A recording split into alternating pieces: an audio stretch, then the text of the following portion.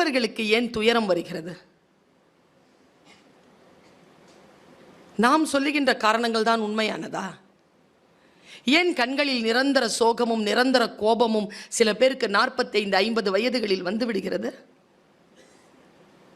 அவர்கள் ஏன் மகிழ்ச்சியாக இல்லை? நான் ஒரு 2 செய்திகளை மட்டும் உங்களுக்கு சொல்லுகிறேன். ஒரு பெண், அந்த பெண்ணை ஒருவர் பேட்டி எடுக்கிறார். அவளுக்கு ஒரு 67 வயசு இருக்கும். அவள் சொல்கிறா, ஐ எம் 67 அப்படின்றா. கேள்வி என்ன தெரியுமா? நீ மகிழ்ச்சியாக இருக்கிறாயா? எஸ் அப்படி இங்கிலீஷில், அது இங்கிலீஷ் பொம்பளை. எஸ் அப்படின்றது. அது ஆர் யூ மேரிட்? எஸ் அப்படின்னு. ஆர் யூ ஹாப்பி அப்படின்ன உடனே நம்ம ஊரில் ஒன்றும் இல்லை, கல்யாணமானவங்களை பார்த்து யாருக்கிட்டையாவது கேட்டு பாருங்களேன், ஆர் யூ ஹாப்பி அப்படின்னா yes I am happy. Are you married? இப்போ இந்த வயசில் நமக்கு கிடைக்கிற செய்தி என்ன தெரியுமா?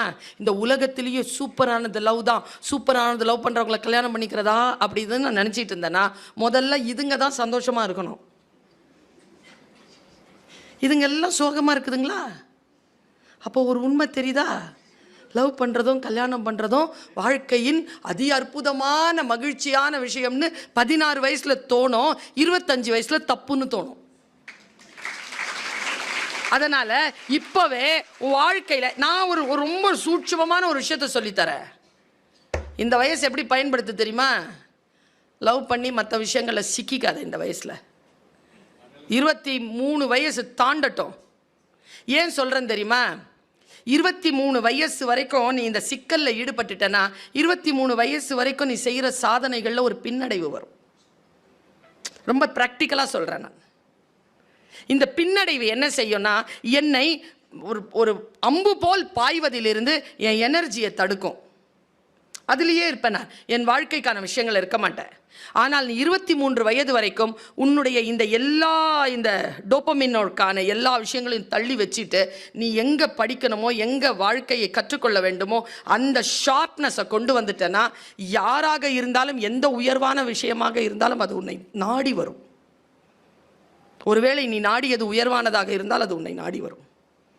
ஒருவேளை அது உனக்கான தகுதியற்றதாக இருந்தால் அது உன்னை விட்டு விலகிவிடும். You have to give the time. நீ பலியாயிடக்கூடாது. எங்கள் அம்மா சொல்லுவாங்க, வெளியில் பிச்சைக்காரன் இருக்கிறான்னு சொன்னால் பிச்சைக்காரனுக்கு பிச்சை தான் போடணுமே தவிர பிரசாதத்தை போடக்கூடாதும்பாங்க. பிரசாதம் அவனுக்கு தேவையில்லை, அவனுக்கு பிச்சை தான் தேவை. நிறைய பேர் அவங்களே போய் அந்த பாத்திரத்தில் உட்காந்துக்கிறாங்க. குழந்தைகள் செய்யும் பிழை, இளைஞர்கள் செய்யும் பிழை. நான் சொல்லுகிறேன், அந்த அம்மாட்ட கேட்டாங்க, are you married? Yes. Even after your marriage life you seems to be very happy. How? Tell us. கல்யாணமானதற்கு பிறகும் நீ இவ்வளவு மகிழ்ச்சியாக இருக்கிறாய், என்ன ரகசியம் சொல்? அந்த பெண் சொன்ன ரகசியம் சூப்பர். நான் என் மகிழ்ச்சியை யாரிடத்திலும் கொடுத்து வைக்கவில்லை. திருமணமானதற்கு முன்பும் நான் சந்தோஷமாக இருந்தேன், திருமணமான பொழுதும் நான் சந்தோஷமாக இருந்தேன், திருமணமானதற்கு பிறகும் சந்தோஷமாக இருக்கிறேன். என் சந்தோஷத்திற்கும் அந்த துணைக்கும் தொடர்பில்லை. நான் சந்தோஷமாக இருப்பது என்பது என் முடிவு. My God, mind blowing. போய் உங்கள் டைரிகளில் எழுதி வைத்துக் கொள்ளுங்கள். நீங்கள் மகிழ்ச்சியாக இருப்பது என்பது உங்கள் முடிவு. உங்கள் மகிழ்ச்சியை மற்றவர்களிடத்தில் கொடுக்காதீர்கள். இதோ நான் இன்னொரு இறகை தந்துவிட்டேன். Be happy. ப்ராப்ளம் தானே? என்ன ப்ராப்ளம்? என்ன ப்ராப்ளம்ங்கிறத புரிஞ்சுக்கோ. ப்ராப்ளத்துக்கான சால்வேஷன் பாசிபிலிட்டிஸை பாரு. பாசிபிலிட்டிஸில் இருந்து ஒரு சால்வேஷன் கொண்டு போ.